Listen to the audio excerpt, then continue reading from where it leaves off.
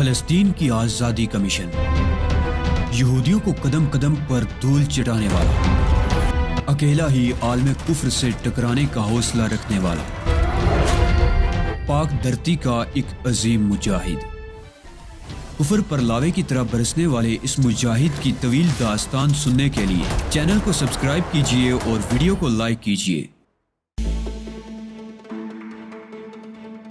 اگر تم عدنان عباسی کو رہا کر دو تو تمہاری جان بخشی کی جا سکتی ہے۔ میں نے معنی خیز انداز میں سر ہلایا۔ کون عدنان عباسی؟ میں نے بڑی معصومیت سے سوال کیا۔ وہی جسے تم نے اغوا کیا ہے۔ تمہاری بلائی کے لیے مشورہ دیا جاتا ہے کہ یا تو اسے رہا کر دو یا بدترین صورتحال کا سامنا کرنے کے لیے تیار ہو جاؤ۔ ٹھیک ہے، میں اسے رہا کر دوں گا، مگر پہلے اس نے میری بیوی کو اغوا کیا تھا۔ میں نے اس کے خلاف جوابی کارروائی کی ہے۔ سودے بازی کرنا ہمارے اصول کے خلاف ہے۔ تم سے جو کچھ کہا جا رہا ہے کرو، ورنہ نتائج کے ذمہ دار تم خود ہوگے۔ سودے بازی کرنا تمہارے اصول کے خلاف ہے اور دوسروں کے سامنے جھکنا میرا شیوا نہیں ہے، لہٰذا مزید گفتگو کرنا لا حاصل ہوگا۔ ٹھیک ہے، پہلے تم عدنان کو رہا کر دو، پھر ہم تمہاری بیوی کو بھی چھوڑ دیں گے۔ نہیں، میں نے دو ٹوک انداز میں کہا، جسے پہلے اغوا کیا گیا ہے رہا بھی پہلے وہی کیا جائے گا۔ تم بہت ہٹ درم آدمی ہو۔ تمہیں شاید معلوم نہیں ہے کہ اس طرح انکار کر کے تم اپنے لیے کتنی مشکلات پیدا کر لو گے۔ ہٹ درم میں نہیں ہوں بلکہ تم ہو۔ میں نے تو ایک اصول کی بات کی ہے۔ ٹھیک ہے، تھوڑی دیر بعد ہم تمہیں دوبارہ فون کریں گے، اس وقت تک انتظار کرو۔ فون بند کر کے میں دوبارہ سوچ میں ڈوب گیا۔ عدنان کے آدمیوں نے دوبارہ اسی بنگلے کی نگرانی شروع کر دی تھی اور کسی بھی وقت کچھ بھی ہو سکتا تھا۔ اس وقت جو فون مجھے موصول ہوا تھا وہ بھی خاصا الجھا دینے والا تھا۔ وہ آواز قطعی غیر انسانی معلوم ہوتی تھی، گویا وہ کوئی مشینی آواز تھی۔ سوال یہ پیدا ہوتا تھا کہ عدنان کا گروہ کتنا منظم ہے۔ کیا تھوڑی دیر قبل میں نے کسی کمپیوٹر سے شرف ہم کلامی حاصل کیا تھا؟ کم از کم عراق میں کسی ایسے کمپیوٹر کی موجودگی تعجب خیز تھی جو باتیں بھی کر سکتا ہو۔ یہ بھی ممکن تھا کہ وہ کوئی آدمی ہی ہو، مگر آدمی کے لہجے میں جذبات کی تھوڑی بہت آمیزش تو ہو ہی جاتی ہے۔ میں محسوس کر رہا تھا کہ اتنے منظم گروہ سے تنہا ٹکرانا آسان نہیں ہوگا۔ میرے ذہن میں عراقی انٹیلیجنس کے سربراہ کرنل نعمان کا نام آیا، مگر میں نے اس سے مدد لینے کا خیال ذہن سے جھٹک دیا۔ میرے اندازے کے مطابق عدنان عباسی کے سامنے کرنل نعمان بھی بے بس ہوگا۔ مجھے یہ احساس بھی تھا کہ کرنل نعمان تک نہ صرف آرتھر اور ٹارمنڈو کے قتل کی اطلاع پہنچ گئی ہوگی بلکہ وہ میرے غائب ہو جانے پر پریشان بھی ہو رہا ہوگا، لیکن میں اس سے رابطہ قائم نہ کرنے کا فیصلہ کر چکا تھا۔ میری نظر میں کرنل نعمان اپنے تمام تر اختیارات کے باوجود ایک بے بس آدمی تھا اور کسی بے بس آدمی کے لیے کام کرنا میرے لیے ممکن نہیں تھا۔ اس سے بہتر تو یہ ہوتا کہ میں عدنان کے لیے ہی کام کر لیتا، جو کم از کم با اختیار تو تھا۔ عدنان عباسی بیس پارٹی کا سرکردہ کارکن تھا اور اسے الجھنے کا مطلب تھا حکومت سے تصادم، مگر میں اس تصادم کو کس طرح روک سکتا تھا؟ جب قسمت میں دربدری لکھ دی گئی ہو تو کوئی کیا کر سکتا ہے؟ آدمی کتنا بے بس ہے۔ اب میرے سامنے ایک طرف عدنان عباسی تھا اور دوسری طرف وہ پارٹی تھی جس نے آرتھر کے گھر پر شب خون مارا تھا۔ وہ دونوں ہی میرے دشمن ہو رہے۔ حالات کی نزاکت کے پیش نظر مجھے ان دونوں میں سے کسی ایک سے مصالحت کرنی تھی۔ عدنان سے مصالحت کرنا ممکن نہیں تھا، تو پھر میں اٹھ کر کھڑکی کے قریب آیا اور پردہ سرکا کر سامنے والے بنگلے کی طرف دیکھنے لگا۔ میرے پاس انتظار کرنے کے لیے وقت نہیں تھا۔ جو بھی فیصلہ کرنا تھا فوری طور پر کرنا تھا۔ عدنان عباسی کے ہاتھ بہت لمبے تھے اور وہ کسی بھی وقت میرے خلاف کوئی کارروائی کر سکتا تھا۔ اپنا دفاع کرنے کے لیے میں ایک ناگوار فیصلہ کرنے پر مجبور ہو گیا تھا۔ پلٹ کر ٹیلی فون سیٹ تک آیا اور ریسیور اٹھا کر سامنے والے بنگلے کا فون نمبر ڈائل کیا۔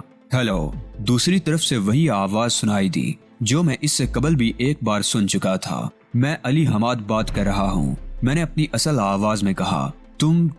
اس کا لہجہ ہجانی ہو گیا۔ اس نے میری آواز پہچان لی تھی۔ خبردار، میں نے تیزی سے کہا، اس سے آگے کچھ نہ کہنا، ہو سکے تو مجھ سے مل لو۔ تم کہاں سے بات کر رہے ہو؟ اس نے کہا۔ اس کے لہجے میں اب بھی ہجان تھا۔ کیا تم نہیں جانتے کہ میں کہاں ہوں؟ میں نے طنزیہ لہجے میں کہا۔ وقت مت ضائع کرو۔ میں نے فون بند کر دیا۔ معلوم نہیں میں نے صحیح قدم اٹھایا تھا یا نہیں، لیکن اب تو میں اپنی اصلیت ظاہر کر ہی چکا تھا۔ مجھے زیادہ دیر انتظار نہیں کرنا پڑا۔ दरवाजे पर दस्तक की आवाज सुनकर मैं उठ खड़ा हुआ। वो अगर गेट से अंदर आने की कोशिश करता तो उसे कॉल बेल बजानी पड़ती, इसलिए कि गेट तो बंद था। इसका मतलब यही था कि वो अदनान के आदमियों को जुल देकर किसी और तरह अंदर घुसा है। दरवाजा खोलते ही मेरी नजर उस पर पड़ी और मैंने उसे पहचान लिया। वो अगरचे मेकअप में था मगर मेरी निगाहों से छुप नहीं सकता था। वो भी मुझे देखकर सिर्फ एक लम्हे के लिए झिझका था और जब मैंने उसे अंदर आने के लिए कहा तो उसने एक नारा लगाकर मुझ पर छलांग लगा दी। ये क्या बेहूदगी है, मैंने बौखला कर कहा। अलग हटो, नहीं छोड़ूंगा, कितनी मुश्किल से तो मिले हो और अब क्या रहे हो, छोड़ दूं। मैंने उसे गर्दन से पकड़कर खुद से अलहदा किया और वो एहतजाज करने लगा।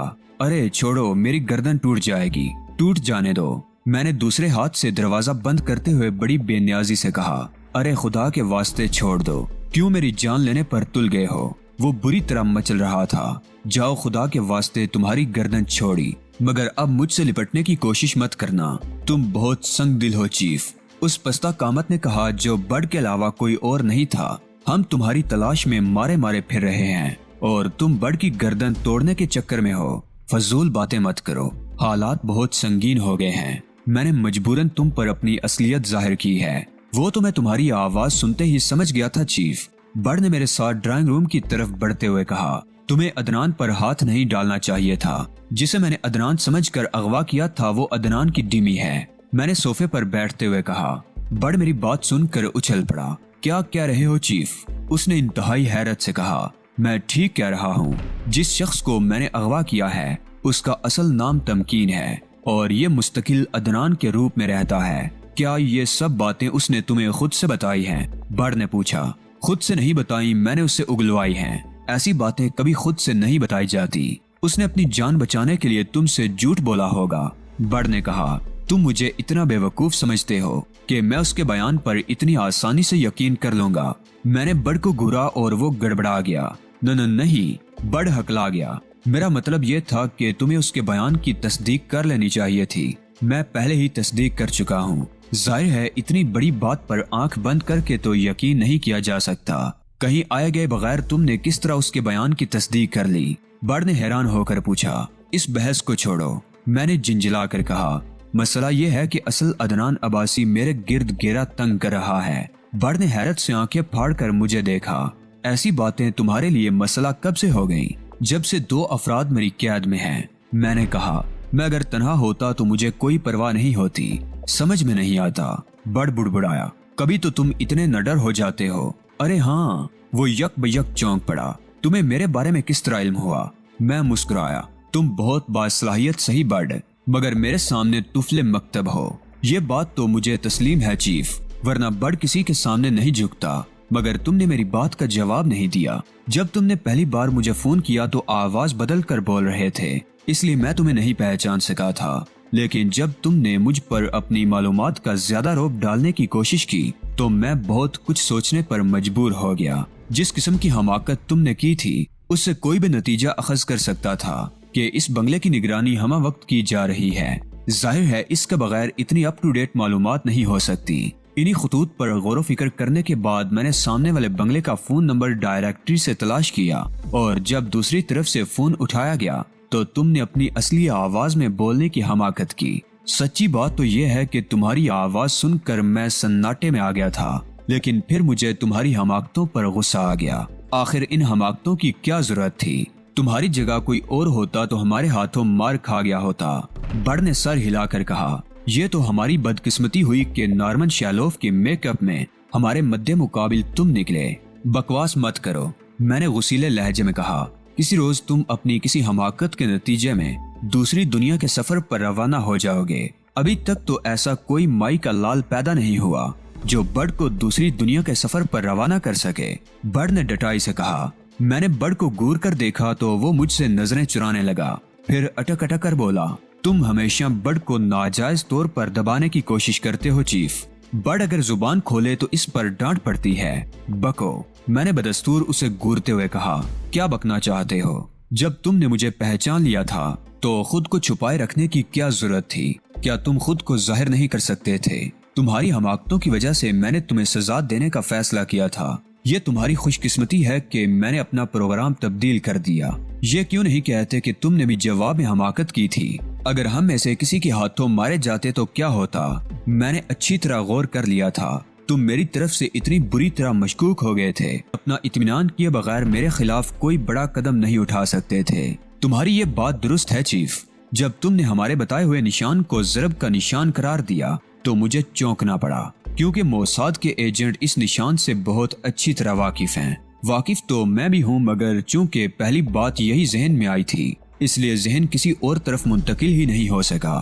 جب تم نے آئی کو 1 اور او کو 0 والی مثال دی تو یہ بات واضح ہو گئی کہ وہ ضرب کا نشان نہیں بلکہ انگریزی حرف ایکس تھا، اور ظاہر ہے کہ یہ حرف تہذیب مالکم ایکس کی طرف اشارہ کرتا ہے۔ تم نے تو ہم لوگوں سے یوں منہ موڑا کہ پھر پلٹ کر خبر تک نہ لی۔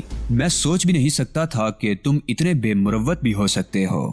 بڑھ کا کہنا اپنی جگہ درست تھا۔ میں نے واقعی ان لوگوں کی خبر نہیں لی تھی، لیکن وہ یہ بات نہیں جان سکتا تھا کہ تہذیب سے یوں قطع تعلق کر لینے سے مجھ پر کیا بیتی تھی۔ میں نے خود سے تو کچھ بھی نہیں کیا تھا۔ تہذیب نے خود ہی اس بات کی خواہش ظاہر کی تھی کہ وہ مجھ سے علیحدہ رہ کر کام کرنا چاہتی ہے۔ تہذیب جو مجھے سب سے زیادہ عزیز تھی، میں اس کی خواہش کس طرح رد کر سکتا تھا؟ جذباتی بحران تو آتے جاتے رہتے ہیں۔ آدمی اپنی ہر کیفیت سے لڑ سکتا ہے، بڑے بڑے طوفانوں سے سرخرو ہو کر ابھر سکتا ہے، تو اپنی کسی محبوب ہستی کی خواہش پر کوئی قربانی کیوں نہیں دے سکتا؟ میں نے بھی تو یہی کیا تھا۔ تہذیب کی خواہش پر خود کو اس سے دور کر لیا تھا۔ میں نے کوئی جرم تو نہیں کیا تھا، مگر میں مجرم گردانا جا رہا تھا، اور مجھے مجرم گردانے والا کون تھا؟ وہ کوئی غیر نہیں تھا، میرا سب سے قریبی ساتھی تھا، جو میرے لیے سر دھڑ کی بازی لگانے کو تیار رہا کرتا تھا، جس نے میری خاطر سب کچھ چھوڑ دیا تھا اور صرف میرا ہو رہا تھا۔ وہ جو میرے احکامات پر عمل کرنا اپنا فرض سمجھا کرتا تھا، مجھ سے میری بے میری کا شکوہ کر رہا تھا، اور میں سوچ رہا تھا کہ اسے کیا بتاؤں، کن الفاظ میں اپنی صفائی پیش کروں۔ کیا تہذیب کو بھی مجھ سے یہی شکایت ہے؟ میں نے کہا۔ تمام تر کوششوں کے باوجود میں اپنی آواز کی براہٹ پر قابو نہیں پا سکا تھا۔ ہم لوگ پوری دنیا میں تمہیں تلاش کرتے پھر رہے ہیں۔ علی گروپ کا ہر ممبر تمہاری تلاش میں ہے۔ تہذیب کہاں ہے؟ نہ چاہتے ہوئے بھی میں پوچھ بیٹھا، کیا وہ بھی مجھے یاد کرتی ہے؟ بڑ نے عجیب سی نظروں سے مجھے دیکھا۔ تمہارے بعد میڈم ہی تو ہماری انچارج ہیں، کیا ان کی مرضی کے بغیر ہم کوئی کام کر سکتے ہیں؟ بڑ کے جواب سے صاف ظاہر تھا کہ تہذیب مجھ سے ملنے کے لیے بے چین ہے۔ میں یہ سمجھنے سے قاصر تھا کہ وہ مجھ سے کیوں ملنا چاہ رہی ہے۔ تمہیں کچھ اندازہ ہے چیف کہ ہم لوگ کب سے تمہاری تلاش میں سرگرداں ہیں؟ بڑ نے کہا۔ نہیں، مجھے بھلا کیسے معلوم ہو سکتا ہے؟ تمہیں واقعی نہیں معلوم ہو سکتا۔ بڑ نے ایک ٹھنڈی سانس لے کر کہا۔ تمہیں یاد ہوگا کہ تم امریکہ سے شام آئے تھے اور تم نے وہ اسلحہ ساز فیکٹری تباہ کر دی تھی جو اولیو ہاورڈ اور ہاروت رابیل کے اشتراک سے شام میں خفیہ طور پر قائم کی گئی تھی۔ اس فیکٹری کے ساتھ ہی اولیو ہاورڈ بھی ہلاک ہو گیا تھا۔ ہم لوگ اس وقت امریکہ میں ہی تھے اور ہم نے اس کامیابی کا جشن بھی منایا تھا۔ اس کے بعد ہمیں اطلاع ملی کہ تم نے شامی فوج میں شمولیت اختیار کر لی ہے۔ میڈم اس اطلاع پر خوش بھی ہوئی تھی اور افسردہ بھی تھی۔ اس میں افسردہ ہونے والی کون سی بات تھی؟ میں نے مضطربانہ لہجے میں پوچھا۔ میڈم کے خیال میں تم نے خود کو محدود کر لیا تھا۔ ان کا موقف تھا کہ تمہیں یہودیوں کا مقابلہ زیادہ وسیع محاذ پر کرنا چاہیے۔ خوشی ان کو تمہارے جذبے کی تھی جس کے تحت تم فوج میں شامل ہوئے تھے، تاہم تم نے جلدی میں اپنے اس فیصلے پر نظر ثانی کر لی۔ شاید تمہیں خود بھی احساس ہو گیا ہوگا کہ تم نے صحیح فیصلہ نہیں کیا تھا۔ کیا میں غلط کہہ رہا ہوں چیف؟ تم بالکل صحیح کہہ رہے ہو، لیکن یہ تجزیہ بھی تہذیب نے کیا ہوگا، میں نے کہا اور بڑ جھیپ گیا۔ ہاں، پھر تم بیروت میں ایک مشن کی تکمیل کے بعد اسرائیلیوں کی قید میں چلے گئے۔ میں بیان نہیں کر سکتا چیف کہ تمہاری گرفتاری کی خبر سن کر میڈم کی کیا حالت ہوئی تھی۔ ہم نے تمہیں اسرائیلیوں کی قید سے رہا کرانے کے لیے ایک منصوبہ بنایا اور بیروت پہنچ گئے، جہاں ہم نے اس کیمپ کے ایک افسر کو اغوا کر لیا جہاں تمہیں قید کیا گیا تھا۔ ہمیں یہ جان کر حیرت ہوئی کہ وہ تمہاری اصلیت سے ناواقف تھے۔ بہرحال یہ ضرور معلوم ہو گیا کہ تم پہلے ہی ان کی قید سے فرار ہو چکے ہو۔ مزید تصدیق کرنے کی غرض سے ہم نے ایک اور افسر کو اغوا کیا، اس سے بھی وہی معلومات حاصل ہوئیں۔ ان معلومات سے یہی نتیجہ اخذ کیا جا سکتا تھا کہ تم نے جام شہادت نوش کر لیا ہوگا، لیکن میڈم اس بات پر یقین کرنے کے لیے تیار نہیں تھی۔ انہوں نے حکم دیا کہ جب تک علی یار خان کے بارے میں کوئی حتمی اطلاع نہ مل جائے، علی گروپ کا ہر ممبر تمہاری تلاش پر مامور رہے گا۔ تو کیا تم لوگ اس وقت سے ہی مجھے تلاش کر رہے ہو؟ میں نے حیرت سے کہا، ہاں، تمہاری شہادت کی تصدیق بھی نہیں ہو پا رہی تھی اور سراغ بھی نہیں مل رہا تھا۔ آخر کار میڈم نے نیا حکم جاری کیا کہ تمہارے بارے میں کوئی اطلاع ملنے تک جو بھی یہودی ایجنٹ زد پر آئے اسے بلا تردد ہلاک کر دیا جائے اور یہ واضح کیا جائے کہ اسے کس نے ہلاک کیا ہے۔ اسی لیے تم لوگ ایکس کا نشان استعمال کر رہے تھے؟ میں نے پوچھا۔ ہاں، شروع میں ہم نے انہیں بتا دیا تھا کہ ایکس سے مراد تہذیب مالکم ایکس ہے۔ اس کے بعد ہم صرف ایکس کا نشان بنانے پر ہی اکتفا کرنے لگے۔ اب تک ہم ان کے درجنوں ایجنٹ ہلاک کر چکے ہیں اور موساد کے بڑوں میں کھلبلی مچی ہوئی ہے۔ پوزیشن یہ ہے کہ ہم تمہاری تلاش میں ہیں اور موساد کے ایجنٹ علی گروپ کے ارکان اور تہذیب مالکم ایکس کا سراغ لگانے کے در پہ ہیں۔ اسی وجہ سے ہم نے اپنا ہیڈ کوارٹر بیروت سے گوٹے ہل منتقل کر دیا ہے۔ بیروت میں ہمارے لیے اپنا وجود برقرار رکھنا ممکن نہیں رہ گیا تھا۔ گوٹے ہل کے ذکر سے مجھے جنرل اور کیتھی براؤن یاد آ گئے اور میں نے بڑ سے ان کے بارے میں پوچھا۔ وہ دونوں بھی تم سے بے حد محبت کرتے ہیں چیف، اور جب سے تمہاری زندگی کی خبر ملی ہے وہ دونوں بھی تم سے ملنے کے لیے بے چین ہیں۔ میری زندگی کی خبر؟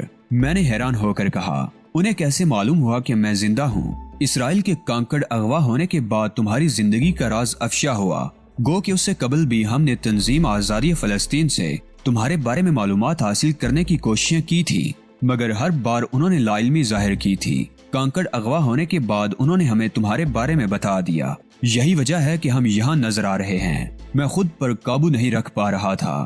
ایک عرصے بعد تہذیب کے بارے میں کچھ معلوم ہوا تھا اور وہ مجھ سے ملنا چاہ رہی تھی۔ اب میرے لیے مزید ضبط کرنا ممکن نہیں رہ گیا تھا۔ لیکن تہذیب کہاں ہے؟ کیا وہ بھی تم لوگوں کے ساتھ موجود ہے؟ میں نے بےتابی سے کہا۔ بڑ مسکرایا۔ فراق کی ایک رات اور باقی رہ گئی ہے۔ میڈم کل صبح یہیں پہنچ جائیں گی۔ مجھے یہ بات عجیب معلوم ہوئی۔ تہذیب اگر مجھ سے ملنے کے لیے اتنی بے چین تھی تو اصولی طور پر اسے پہلی فرصت میں یہاں پہنچ جانا چاہیے تھا۔ تم لوگ یہاں کب سے ہو؟ میں نے پوچھا۔ کئی روز ہو گئے، بڑ نے بتایا۔ ہمیں یہ تو معلوم ہو گیا تھا کہ تم یہاں کی ملٹری انٹیلیجنس کے ہتھے چڑھ گئے تھے، اس کے بعد ہم کچھ معلوم نہیں کر پا رہے تھے۔ تہذیب نے یہاں پہنچنے میں اتنی دیر کیوں کر دی؟ وہ تو مجھ سے ملنے کے لیے بہت بےتاب تھی۔ اس سوال کا جواب تو میڈم ہی دے سکیں گی۔ بڑ بلا کیا بتا سکتا ہے؟ بڑ نے بڑی معصومیت سے کہا۔ مجھے ٹالنے کی کوشش مت کرو بڑ، میں نے اسے گورتے ہوئے کہا۔ تم مجھ سے کچھ چھپا رہے ہو۔ ہاں، بڑ نے خلاف توقع بڑی شرافت سے اعتراف کر لیا۔ میں واقعی تم سے کچھ چھپا رہا ہوں۔ مجھے میڈم کی تاخیر کی وجہ معلوم ہے، مگر میں چاہتا ہوں کہ وجہ تم خود ان کی زبانی ہی سنو۔ ایسی کون سی بات ہے جو تم مجھ سے چھپا رہے ہو؟ یہی بتا دیا تو پھر چھپانے کو کیا رہ جائے گا؟ بڑ شرارت آمیز انداز میں مسکرایا، پھر فوراً ہی سنجیدہ بھی ہو گیا۔ تم سے کون سی بات چھپائی جا سکتی ہے چیف؟ میڈم کی ہدایت تھی کہ اگر تمہارا سراغ مل جائے تو پہلی فرصت میں یہ اطلاع تم تک پہنچا دی جائے، مگر میں ان کے حکم کی خلاف ورزی کر رہا ہوں۔ کیوں؟ میں نے اسے گھورا۔ اطلاع بہت اہم ہے چیف۔ اگر میڈم کل صبح یہاں پہنچنے والی نہ ہوتی تو میں تمہیں آگاہ کر دیتا، مگر اب میں چاہتا ہوں کہ وہ بات تم خود میڈم کی زبانی ہی سنو۔ مجھے بڑ پر غصہ تو آیا، مگر میں نے اس پر ظاہر نہیں ہونے دیا کہ میں غصے میں ہوں۔ میں نے بے پرواہی سے شانے جھٹکے اور اس سے پوچھا، تمہیں یہ بات کیسے معلوم ہوئی تھی کہ میں نے اس بنگلے میں پناہ لی ہے؟ میں نے تمہیں بتایا تھا کہ ہم تمہاری تلاش کے ساتھ ساتھ یہودی ایجنٹوں کو بھی ٹھکانے لگا رہے تھے۔ یہاں ہم تمہیں تو نہیں ڈھونڈ سکے، مگر آرتر ہماری نظروں میں آ گیا۔ اس کے بارے میں چھان بین کرنے پر مزید شکوک و شبہات پیدا ہوئے، اور پھر تم بڑ کے طریقہ کار سے تو واقف ہی ہو۔ ہم نے اس کی سیکرٹری کو اغوا کر لیا۔ جب اس کی سمجھ میں پیار محبت کی زبان نہیں آئی تو ہم نے اپنا مخصوص طریقہ کار آزمایا۔ نازک اندام سیکرٹری نے ذرا سے ہی تشدد کے بعد زبان کھول دی اور وہ باتیں تک بتا دی جو ہم نے اس سے پوچھی بھی نہیں تھی۔ میں پوچھ رہا ہوں کہ بحیثیت نارمن شیلوف میرے اس بنگلے میں پناہ لینے کے بارے میں تمہیں کس طرح معلوم ہوا، اور تم غیر متعلق باتیں کر رہے ہو؟ میں نے غصیلے لہجے میں کہا۔ وہی بتا رہا ہوں چیف، بڑ نے کہا۔ آرتھر کی نگرانی کرنے کی غرض سے ہم پہلے سے ہی سامنے والے بنگلے پر قابض تھے۔ اس علاقے کے بیشتر مکین اپنے مکانات چھوڑ کر جا چکے ہیں، اسی لیے ہم نے عقبی رو کے ایک مکان پر بھی قبضہ کر لیا تھا۔ وہیں سے تمہیں اس بنگلے کی عقبی دیوار کودتے دیکھا گیا تھا۔ یہ بات ہمیں پہلے سے معلوم تھی کہ یہاں سرونٹ کوارٹر میں صرف سونیا رہ رہی ہے۔ بنگلہ خالی پڑا تھا، لیکن چیف اگر اس روز رات کو خدا نہ خواستہ تم بھی ہماری کسی گولی کا نشانہ بن جاتے تو کیا ہوتا؟